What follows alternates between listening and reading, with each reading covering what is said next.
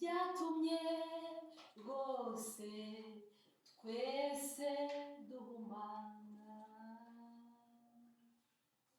none se mana turaje utwambika umwenda I am Christophe Mbonyingabo. I'm from Rwanda and I'm the director of CARSA.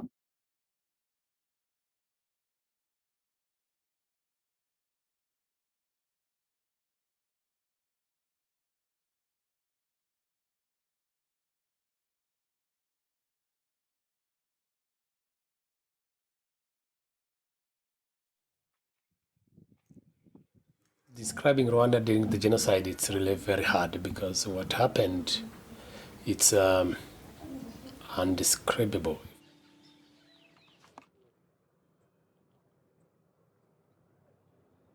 A million people were killed. And this time were killed by their neighbors with very traditional weapons, not guns or being shot.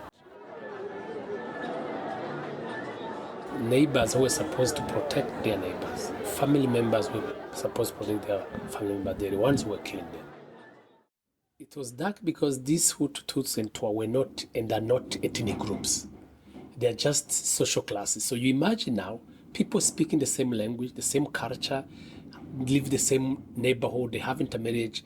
Now they are killing each other for no clear reason, just because of the genocide propaganda, the political propaganda. So that's why it was really hard.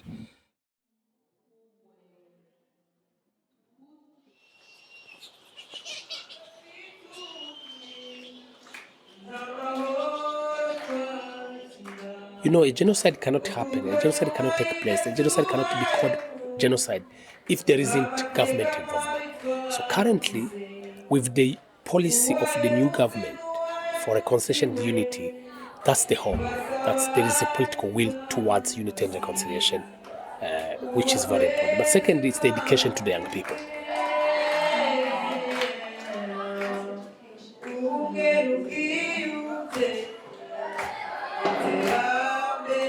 And creating space where young people grow up in a different environment, where there's no divisive laws, where there's no discrimination, where there's not having these rhetorics and speeches from the politicians which are pushing them toward it. But currently, every speech is more towards unity and forgiveness and reconciliation. So with those structures, political structures, but also secondly the community structures, such as CARSA, like the ones I work with, where these young people see a widow who have lost the entire family members, left by herself, and now she's able to not only forgive the perpetrator, to not only forgive the very same person who have murdered the entire family, but welcoming the person into her house, feed him. That's a clear sign for the young people that forgiveness, reconciliation is possible, and that's the way, that's the direction.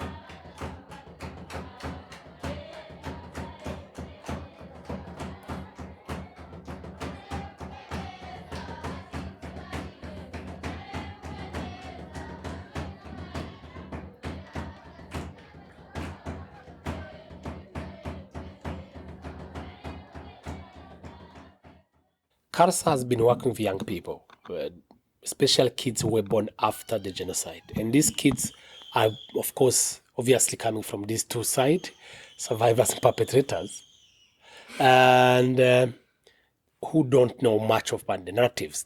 They did not witness.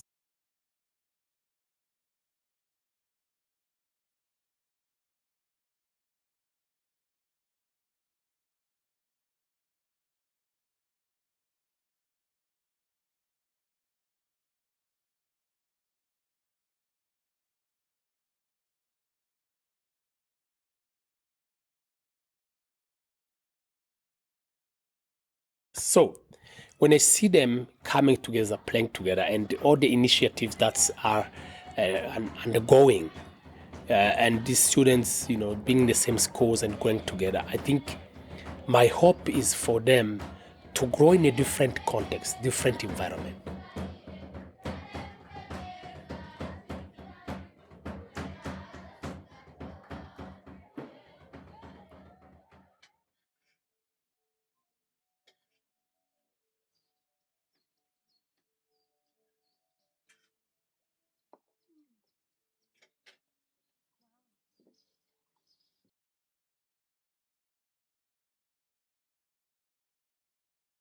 Genocide, violence, brutality, it's not Rwandan issue, it's not African issue, it's human issue.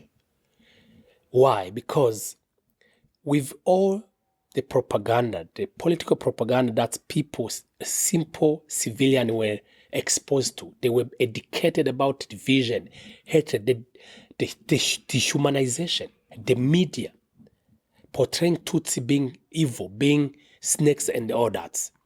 That's pushed so many people to get involved in the genocide. If any society is being exposed to hatred speech, divisive speeches, and all these kind of discriminatory rhetorics, people can get easily to that at the end where they kill one another. But second, what they can learn, it's like this other side. It's a side of hope. The side of we cannot wait until we get to the dark.